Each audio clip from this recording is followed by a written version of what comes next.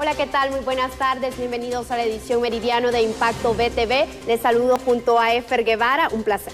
Ruth, buenas tardes. Un gusto saludarle. Hoy nuestra compañera Ethel Valladares pues se encuentra un poco delicada de salud, pero confiemos en Dios de que ya mañana pueda estar con nosotros. Así que gracias por dejarnos entrar siempre al timón de su hogar. Definitivamente esperamos que Ethel pronto recupere su salud y nosotros pues antes de abordar nuestra agenda informativa elevamos una oración a nuestro Dios. Así es, le invito en este momento a que usted nos acompañe, amigo televidente, radio escucha, pueda cerrar sus ojos un momento, inclinar su rostro y detenerse unos instantes en lo que está haciendo, ya sea en su casa o de repente en su oficina, para que podamos primero que nada agradecer al Padre Todopoderoso, Creador del cielo y de la tierra, por la oportunidad que nos da de poder estar con vida, de poder tener salud y sobre todo por demostrarnos su misericordia para cada uno de nosotros. Hoy, Dios de amor y de misericordia, queremos dedicarte este tiempo y este espacio para poner en tus manos a todas aquellas personas que en este momento están hospitalizadas a causa del COVID, Señor, a causa de un cáncer o de cualquier otro tipo de enfermedad.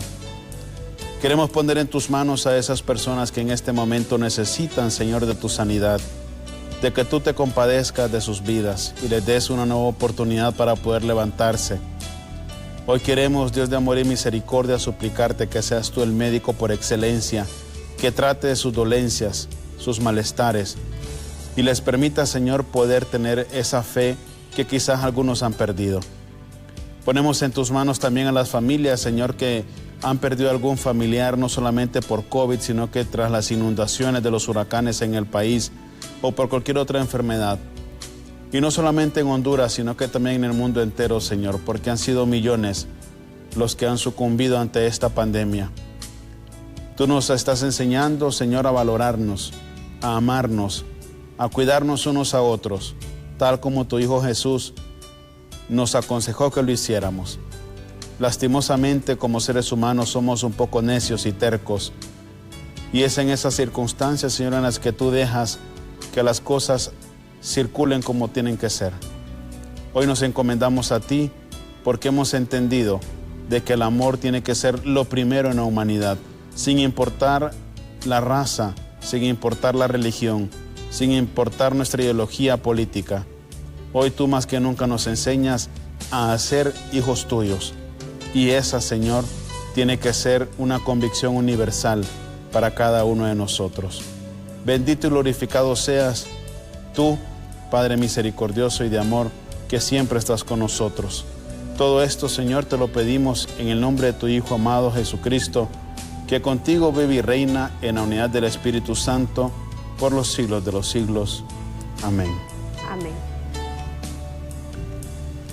Bien, de esta manera comenzamos. Voluntarios realizan trabajos de limpieza tras el incendio en el barrio La Bolsa, aquí en la capital, y piden a la población poder ayudar a las familias que lo perdieron todo en este siniestro, donde fueron alrededor de 15 casas las que quedaron completamente inhabilitadas, lo que suma un total de 29 familias. Correcto, pues lamentablemente esas personas, a pesar del lugar donde viven, con lo de Iota, ETA y pues todavía con este devastador incendio, una situación lamentable para ellos. Lo poquito que pudieron obtener por estos huracanes, pues lo perdieron con este voraz incendio. Lamentablemente se perdió una vida y lamentamos la muerte de don Miguel porque es una persona de escasos recursos, también una persona sola. Él no tenía familia, pero igual aquí estamos todos para apoyarlos. Yo en mi coordinación aquí en el sector de Barrio La Bolsa como colaboradora voluntaria, pues solicitarle a las personas de buen corazón, al pueblo hondureño, que somos muy solidarios y que siempre han estado al pendiente de las personas que lo necesitan, se les agradece y pues en este caso hacerles el llamado a que puedan ayudar a las personas de este sector, Barrio La Bolsa. En su mayoría están albergados en el gimnasio número 2 de la Vía Olímpica. Y pues ellos no tienen absolutamente nada, perdieron todo. ¿Cuántas familias están en la Vía Olímpica? En la Vía Olímpica hay 8 familias. Las personas que, los hogares perdidos, las casas perdidas son 15 con 29 hogares. 29 hogares. Ahora, aquí donde estamos ubicados, ¿cuántas familias no han querido irse de aquí? De aquí son 4 familias las que tenemos, de que aún no se han querido albergar. y pues hay uno que otro representante de las familias que tenemos allá, que más que todos los varones, pues son los que vienen para poder ver de qué forma pueden ayudar a sacar los escombros y ver qué pueden recuperar de sus hogares y tratar de reconstruir. Merari Borjas en este momento está en vivo con autoridades de salud, quienes confirman un incremento de al menos el 40% en los casos de COVID-19 solo en la capital. Merari, buenas tardes, adelante con usted.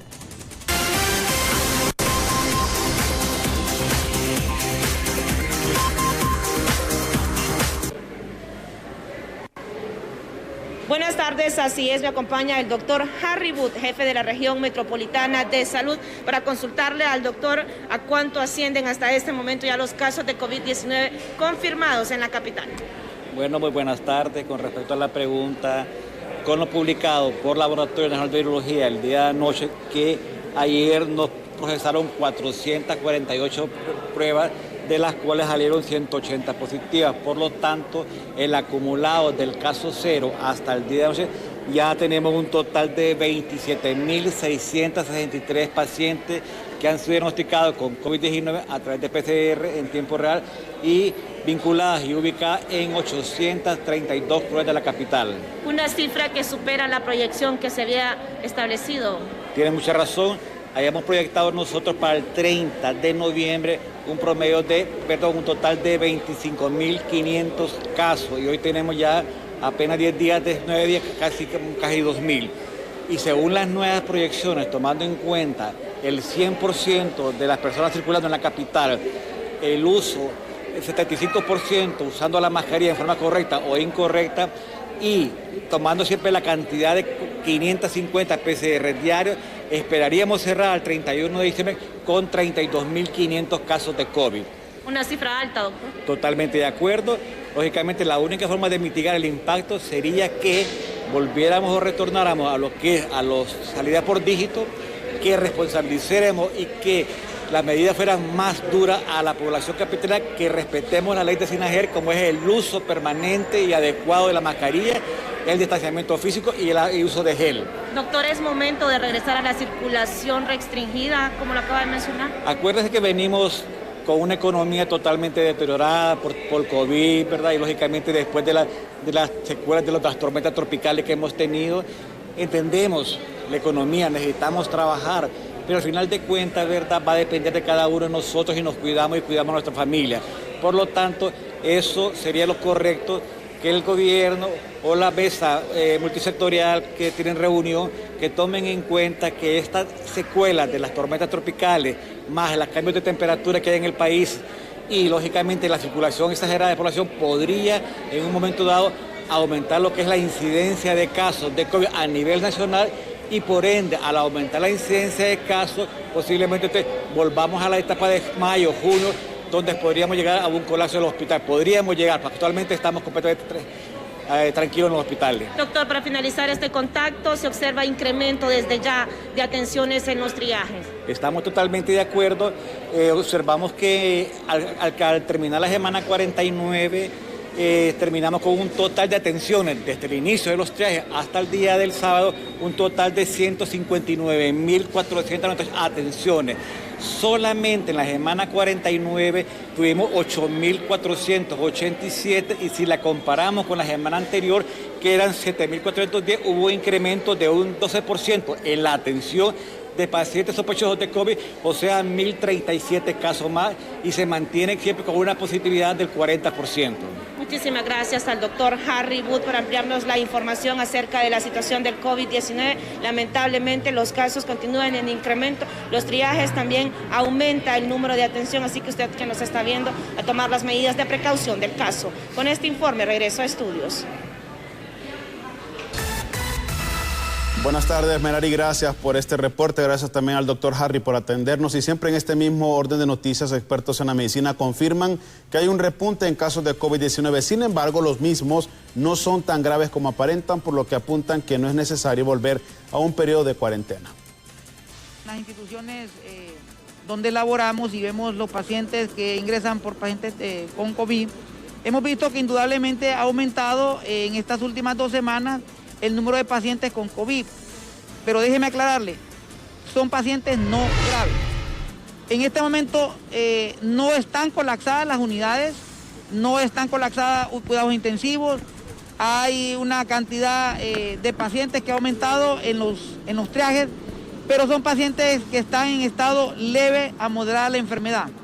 Ahora, si nosotros nos vamos al otro extremo, la parte de la economía, hemos visto, por ejemplo, que el 76% de la población está en extrema pobreza. Hay gente que en este momento no tiene ni un plato de comida para llevar a su mesa. Por lo tanto, debe haber un equilibrio sensato, inteligente, prudente. Es un país que no permite un confinamiento más de lo que ya se ha tenido de 8 o 9 meses. Por lo tanto, debemos de actuar de manera inteligente. Disciplinar a la población, no relajarse en las medidas, mantener siempre la mascarilla, el distanciamiento social y el lavado de manos, que eso es lo que científicamente ha sido comprobado. La vacuna, tampoco no hay que crear falsas expectativas. La vacuna no nos va a solucionar el problema completamente del COVID-19. La vacuna no va a ser para toda la población, indudablemente. Tenemos que aprender a convivir con el COVID-19. Hacemos un contacto en directo con nuestro compañero Samuel Cuello desde la zona norte del país. Se encuentra en conferencia de prensa el presidente Juan Orlando Hernández. Buenas tardes, Samuel, adelante con usted.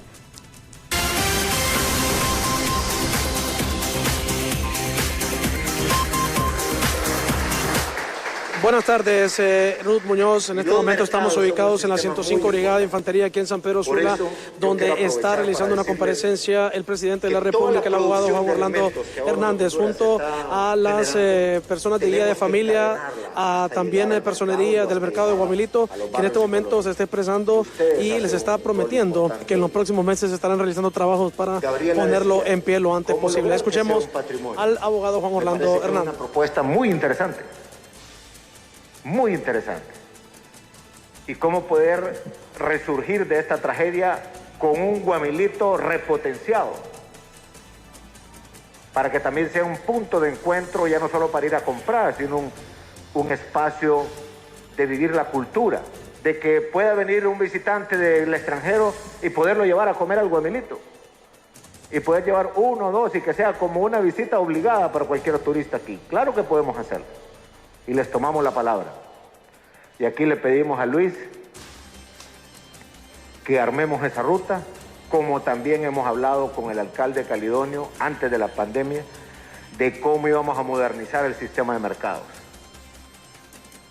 Tenemos una propuesta agresiva y pronto estaremos dando esos pasos y queremos comenzar también con ustedes. Yo no puedo dejar de mencionar que es difícil lo que enfrentamos, porque si la economía de Honduras fuera de 100, cualquier unidad, 100 unidades, hemos perdido este año 10,5 de esas unidades de un solo. Veníamos creciendo sostenidamente. Los números macroeconómicos que mucha gente dice, ¿y yo de qué vivo de eso?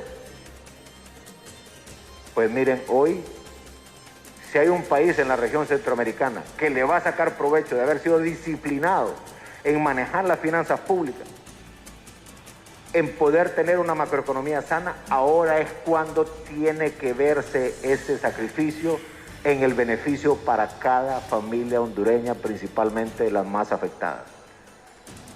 Vamos a tener que ser muy creativos con los bancos del sector privado, con los multilaterales, con los expertos que nos van a ayudar, porque tenemos que tener una ventanilla solo para la construcción de las represas, otra para todo lo que es puentes y carreteras, otra para apoyar la micro pequeña empresa con financiamientos y asistencia técnica, otra para el tema agroalimentario y también otra ventanilla importante que nos pueda ayudar para la construcción de vivienda donada, para que ya nadie se me vuelva a quedar en un lugar de riesgo.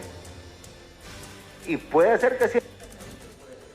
Bien, estas son las palabras del abogado Juan Orlando Hernández, que en este momento pues ha dicho que el tema de la reconstrucción pasará también por todos nosotros los hondureños. Además, hablando también de temas del mercado Guamirito, que es uno de los lugares más prósperos en este momento y que también registra una gran cantidad de empleos. Hasta aquí la información a esta hora del día. Yo con ustedes regreso y las imágenes de mi compañero Roberto Escobar a los estudios principales. Buenas tardes, Samuel. Gracias por este reporte de la zona norte del país. En este momento tenemos importantes noticias para usted por parte de la cervecería hondureña. Y es que precisamente Fundación Coca-Cola y la Fundación Cervecería Hondureña donan 12.590 paquetes alimenticios a algunas comunidades afectadas en la zona norte del país tras el paso de los huracanes ETA y OTA. Y para hablar sobre esta importante proyección social, tenemos vía Zoom a la licenciada Carla Ávila, quien es la directora legal y asuntos corporativos de Cervecería Hondureña. Licenciada Ávila, gracias por atendernos y háblenos sobre esta espectacular proyección social que tiene Cervecería Hondureña para con los hondureños damnificados. Buenas tardes, es un gusto saludarle. Buenas tardes, Efer. Un saludo a todo su auditorio de BTV Noticias. Gracias por la oportunidad. En efecto, la semana anterior hicimos el anuncio e iniciamos con el proceso de la entrega de 12.590 raciones alimenticias, con las cuales buscamos que poco a poco las familias que han sido afectadas por ETA y OTA puedan ir recuperando su calidad de vida. Esto es parte de todas las acciones que como empresa Cervecería Hondureña ha venido realizando a lo largo de todo este proceso, no solo de la emergencia, sino también de la pandemia. Puntualmente en la emergencia, como le mencionaba, hemos entregado estas raciones de alimentos, estamos entregando también agua en pipas en diferentes comunidades, inclusive hemos llegado hasta departamentos lejanos como Santa Bárbara, como el departamento de Lloro y obviamente todos los municipios del Valle de Sula. También hemos apoyado los cuerpos de socorro como ser los bomberos, Cruz Roja, la Policía Nacional, con hidratación para que ellos puedan hacer su labor.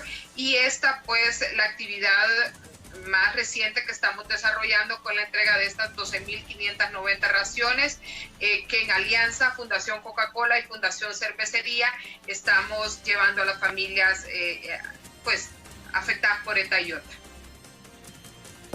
Sabemos, licenciada Ávila, que es muy importante este tipo de donaciones y quizás no tiene mucho sentido mencionar la cifra, pero la misma asciende a 10 millones de lempiras.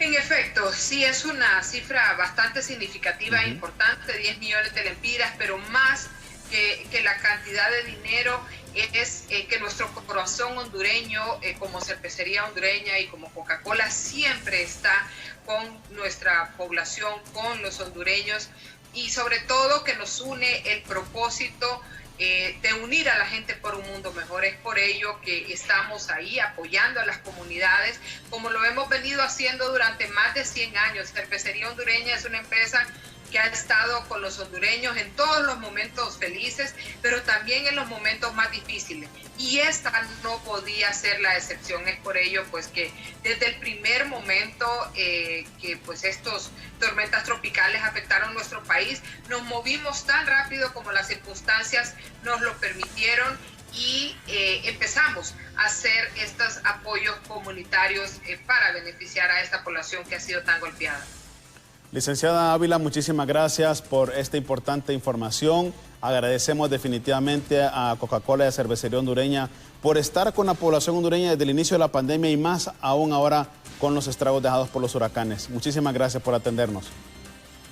Muchas gracias por la oportunidad. Siempre es un placer conversar con su auditorio y decirles que Cervecería Hondureña siempre va a estar con los hondureños dando la mano solidaria para poder apoyarlos, y que también nos debemos a esos más de 85,000 detallistas que tenemos a nivel nacional y que estamos trabajando y nos mantenemos fuertes a pesar de los problemas de la pandemia, a pesar de los problemas climatológicos, para poder sacar a Honduras adelante, porque somos Honduras.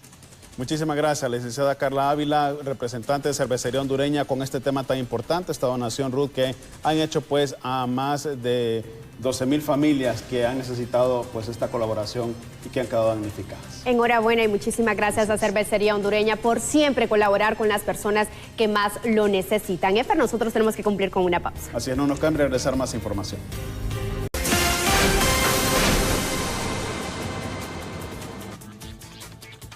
Gracias por continuar informándose con nosotros. La reconstrucción del país está valorada por más de 10,000 millones de dólares inicialmente. Una vez que haya una evaluación completa, se sabrá a cuánto asciende el total a invertir precisamente para los temas de infraestructura en el país. Así lo aseguran economistas. Bueno, en primer lugar, creemos que necesitamos definir los conceptos, porque estamos tambaleando entre rehabilitación, reconstrucción y transformación. Una verdadera reconstrucción necesitamos realmente la evaluación de daños, donde ya se ha mencionado que la CEPAL y el Banco Mundial y otros organismos multilaterales están haciendo dicha evaluación. No podemos dar el siguiente paso si no tenemos los datos reales del perjuicio que sufrió la infraestructura, el tejido social, el sistema productivo, las empresas en el paso del huracán ETA y Iota. Y ahí entonces, después de esta evaluación, debe de crearse el plan de reconstrucción conforme a la democratización del Consejo Consultivo. Este es otro de los grandes elementos que pasa para tener la credibilidad de la ejecución de esos recursos. Si no tenemos un Consejo Consultivo meramente democrático, donde estén los diversos sectores de la sociedad, tanto económica, social y política, prácticamente ya vamos a tener un órgano que solo va a seguir directrices o una visión que va a ser la visión del gobierno. Muchos dicen que este podría sobrepasar los 10,000 millones de dólares. Bueno, hay cifras muy preliminares, como lo que se ha mencionado tanto desde el FOS, desde el COEP, que los daños podrían ascender a más de 10,000 millones de dólares. El mismo gobierno está reconociendo esa cifra. Y de acuerdo a estadísticas, en lo que se va de este año en Cantarrana, se ha quedado de su presupuesto al menos un 40%, lo que podría ayudar para beneficiar a la población afectada actualmente. Realmente, pues, como dice usted, es un año atípico, ¿verdad? Pero también de estas dificultades hay que sacar todo lo positivo. Tenemos que hacernos un poco más inventivos, tenemos que revisar esos presupuestos para priorizar aquellas necesidades, y eso es lo que hemos estado haciendo. Tenemos una reducción de ingresos propios de la alcaldía de aproximadamente un 40%.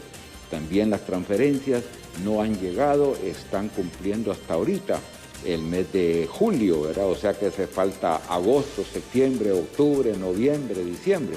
Pero ni modo, entendemos la situación y administrar riqueza es fácil, pero administrar pobreza, eso es lo que hay que hacer un poco inventivo, ¿verdad? Y por eso hemos readecuado nuestro presupuesto en el tema de salud, educación, infraestructura, pero principalmente ahorita estamos dando respuesta con los pocos fondos a los desastres de las tormentas ETA y Iota, ¿verdad? Ya tenemos casi el 100% de nuestros sistemas de agua potable rehabilitados.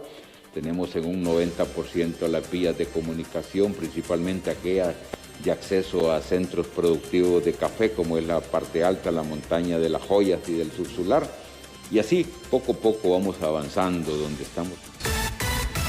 Y pongan mucha atención a esta noticia, porque de acuerdo a estadísticas, desde el año 1985 a la fecha se ha reportado al menos 38,000 casos de VIH-Sida positivos en el país. Muchas gracias por darme la oportunidad de poder hablar de este tema. Realmente es muy importante la respuesta organizada que ha tenido Honduras frente a la epidemia del VIH. Actualmente, desde el año 1985, que fue diagnosticado el primer caso, tenemos 38.351 personas diagnosticadas con VIH. A inicio de la epidemia, aproximadamente el 2% de las pruebas resultaba positivo para el VIH. Sin embargo, a medida que nos hemos organizado en la epidemia y hemos brindado respuesta con el acceso a la terapia antirretroviral, la prevención utilizando preservativos y principalmente fomentando entre las personas la abstinencia en el caso de los jóvenes o prolongar sus relaciones sexuales lo más que puedan o protegerse con preservativo. Eso ha apoyado a que tengamos un control, ¿verdad? Y la población ha tenido acceso a realizarse sus pruebas de VIH y también a la terapia antirretroviral, que la estamos catalogando, ¿verdad?, como realmente el principal mecanismo para el control de la epidemia. Aproximadamente unas 13.600 personas son las que actualmente tienen acceso a la terapia antirretroviral. Eso significa alrededor de un 65% de las personas que realmente tienen el virus del VIH en este momento en el país. Lo que nosotros recomendamos a la población es que se acerquen a los servicios de atención a la epidemia de VIH para realizarse su prueba. Solo conociendo su seroestatus es que pueden tener acceso al tratamiento antirretroviral, que es lo que realmente controla la epidemia. Autoridades de la Feria del Artesano y el Agricultor aseguran que las ventas han caído en un 70% debido a la falta de poder adquisitivo de la población hondureña. Martes y miércoles es bastante baja la venta, viernes y sábado sube un poco, pero si hacemos comparación a lo que vendíamos antes de la pandemia, estamos hablando de un 25 o un 30% que estamos vendiendo, es decir, se ha perdido la capacidad de compra de una forma bastante drástica.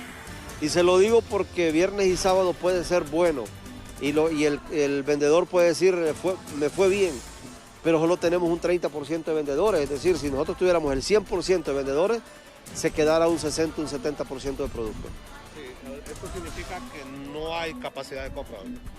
Nosotros estamos perdiendo la capacidad de compra desde hace años. Antes de la pandemia ya la economía era bastante difícil.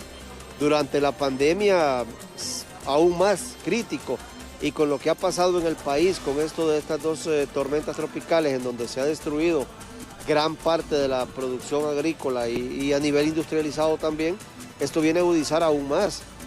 Y el panorama es bien sombrío, realmente nosotros siempre decimos, bueno, estamos, al menos en años anteriores decíamos, estamos cerrando el año muy bien, esperando que el próximo año sea mejor, pero la situación, sin ser pesimista, vamos a iniciar un año 2021 con grandes problemas.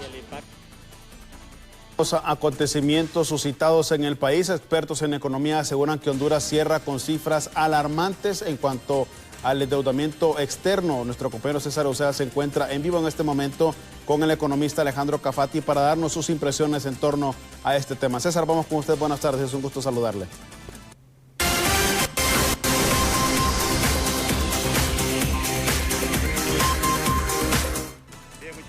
Compañeros en estudio principal de Impacto BTV. Tal como ustedes lo mencionan, en este momento nos acompaña Alejandro Cafati, economista del FOSDE, en donde nos menciona que el año 2020 cierra con alrededor de 16.000 millones de deuda externa.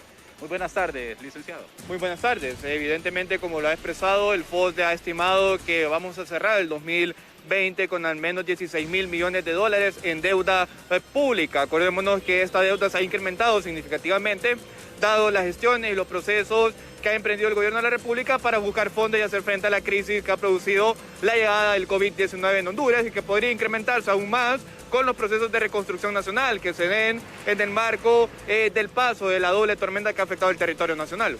¿De cuánto estamos hablando que este año se ha incrementado esta deuda? ¿Cuántos recursos se han pedido en préstamos?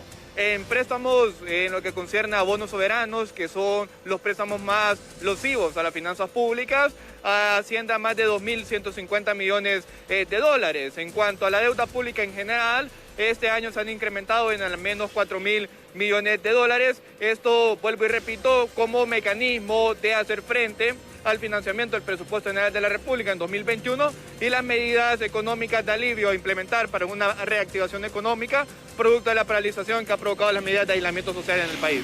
Pero ¿cómo afecta a las finanzas públicas? ¿Cómo afecta a esos proyectos para las pequeñas empresas, la microeconomía, se podría decir? Bueno, en primera instancia, en cuanto a mayores niveles de endeudamiento, el país tendría que destinar mayores recursos nacionales del presupuesto general de la República, para poder hacer frente al servicio de la deuda. Este servicio de la deuda para el 2021 se estima que sea de aproximadamente 50.000 millones de lempiras, que estaría sobrepasando incluso el presupuesto de la Secretaría de Salud y de la Secretaría de Educación. En ese sentido, se convertiría entonces el servicio de la deuda en la principal institución a financiar para el próximo año. Bien, muchas gracias. Ya ustedes han escuchado a Alejandro Cafati, economista del FOS, en donde menciona que se van a destinar este próximo año alrededor de 50.000 millones de lempiras para hacer frente a esas deudas de más de 16.000 millones de dólares que ha suscrito o que se ha adquirido el gobierno para poder hacer frente a todas estas situaciones tan difíciles como los huracanes y la pandemia. Continúo con ustedes, compañeros, en estudio principal, ya luego de esta breve pausa comercial.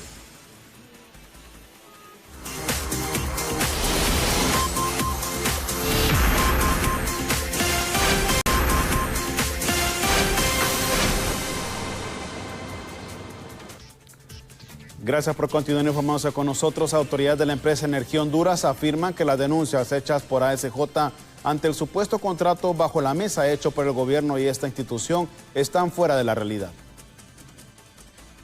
Es irresponsable de parte de la ASJ insinuar a su criterio que el haber realizado el proceso de licitación en forma apresurada y con un único oferente interesado sea sinónimo de corrupción y que se trate de un contrato mal hecho e incumplido por las partes, dado que ni la ley de APP aplicable a este contrato, ni la ley de contratación del Estado tienen restricción alguna sobre este aspecto. No es cierto el señalamiento de ASJ al indicar en forma malintencionada que las pérdidas de energía eléctrica, valoradas según ellos en más de 400 millones anuales, han pasado desapercibidas, alcanzando un estimado de 4.000 millones de dólares en los últimos 10 años.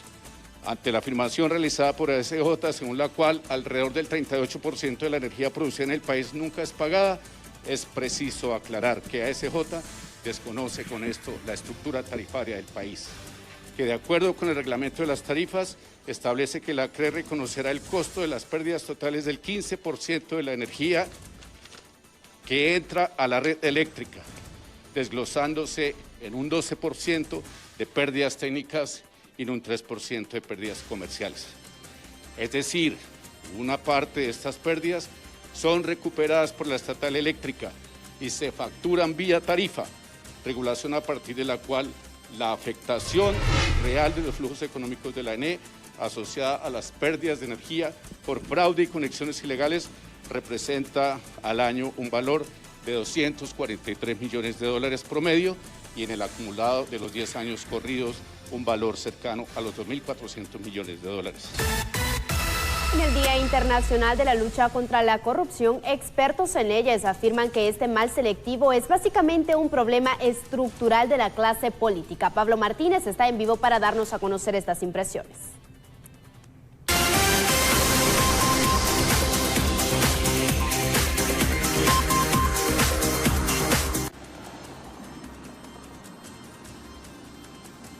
Así es, muchas gracias, compañeros en los estudios principales. Un saludo. En este momento me acompaña el abogado Marcos Zelaya. Precisamente para conversar con él hoy se conmemora como tal el Día Internacional de la Lucha contra la Corrupción. ¿Qué se puede mencionar ante esto, abogado, tomando en consideración lo que acontece en el país, los altos índices incluso denunciados por algunos organismos? Bueno, son hechos notorios, no podemos esconder el malestar, el pensar y sentir de la gran mayoría del pueblo hondureño de que existe una gran deuda para combatir la corrupción y eso es lo que nos tiene a nosotros como país, como sociedad, enfrascados en el retraso, en el olvido y en el subdesarrollo.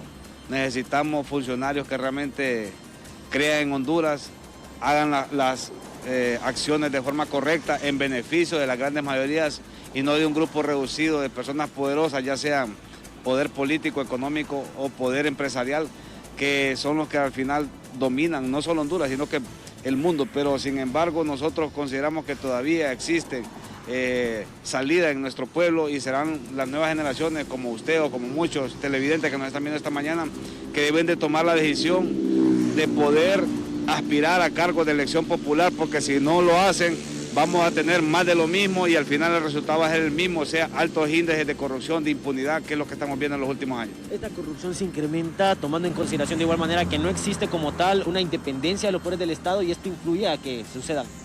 Sí, nosotros consideramos que ese es un parte del problema o un problema dentro de nuestra sociedad, pero más allá creo yo que es la forma de elección a estos cargos importantes que lo hacen en el Congreso de la República, y son cargos eminentemente políticos, no son cargos y escogencia de personas que al final tengan el compromiso con el pueblo hondureño.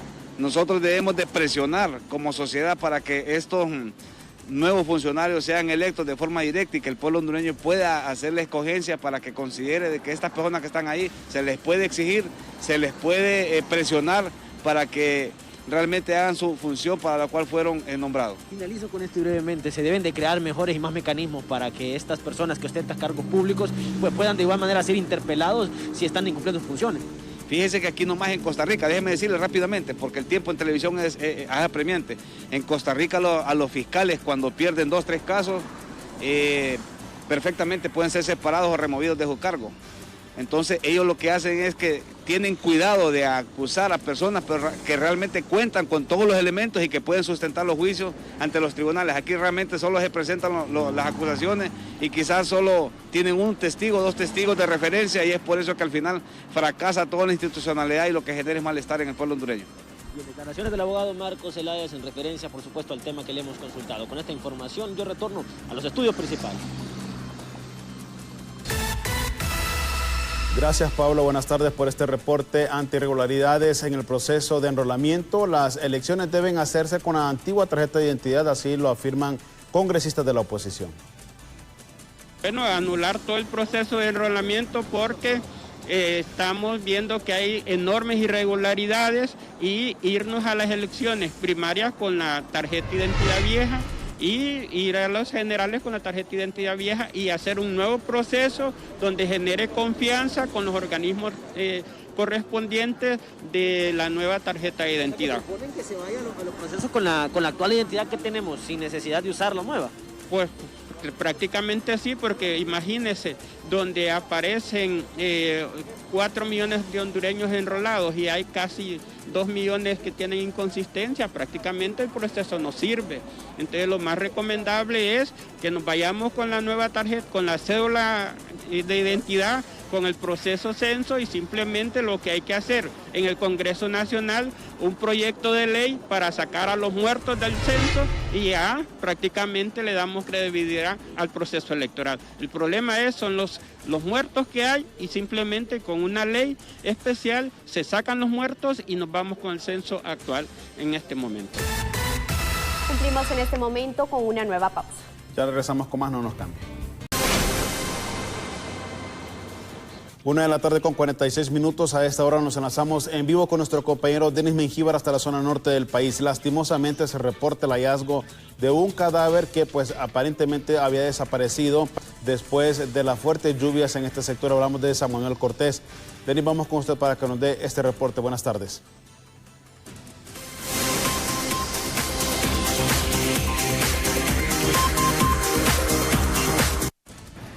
Muchas gracias, compañeros. En el estudio de Impacto BTV, el poder de la noticia. Me encuentro específicamente en la colonia Gracias a Dios, en el sector San Manuel Cortés, donde aquí entre los escombros, dentro de un patio de una vivienda, se ha encontrado el cuerpo de una persona ya sin vida, quien fue víctima de estas inundaciones, prácticamente fue arrastrado.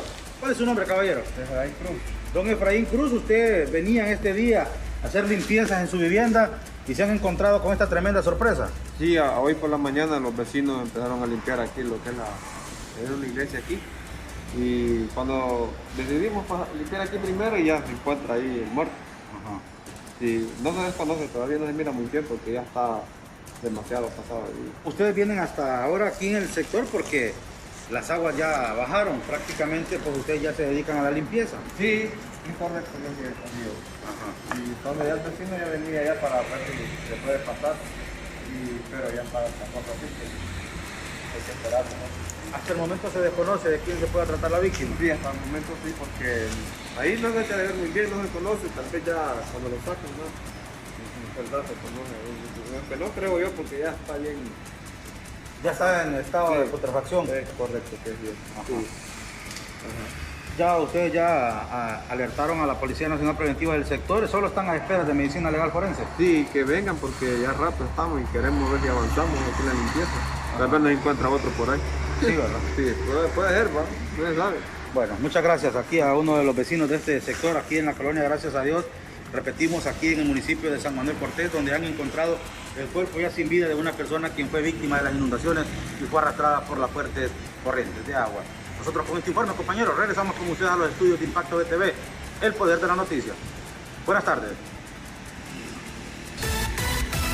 Buenas tardes, Denis Mengíbar. Y el gobierno no debería de trasladar el caso de Rommel Valdemar a los Estados Unidos, según la información que se maneja, ya que el profesor fue implicado y juzgado en Honduras y este caso simbólico no es de carácter de extradición, aseguran defensores de derechos humanos. Bueno, sí, tengo entendido que fue hallado culpable por uno de los dos delitos que se le acusaba. Está esperando para el mes de enero, si menos no recuerdo, el cómputo de la pena, que va a andar en un cómputo, creo que de 6 a 10, por ahí más o menos. Eso está claro. Obviamente que aquí está la embajada americana de por en medio y creo que los organismos de justicia en el país sucumben ante cualquier acción de petición de esta naturaleza. Eso está como los dos extraditables que vienen ahorita, ¿verdad? Valga la meter ahí. Entonces, aquí se menciona que hay alrededor de 22 personas, entre militares, entre policías, civiles. Cuando digo civiles, para mí... Gracias, amables televidentes, por acompañarnos durante esta hora de programación. Llegamos al final. Ruth, será hasta mañana, si Dios se lo permite. Buenas tardes. Buenas tardes. Recuerde que también nos encontramos 6:50 de la noche en emisión estelar. Buenas tardes.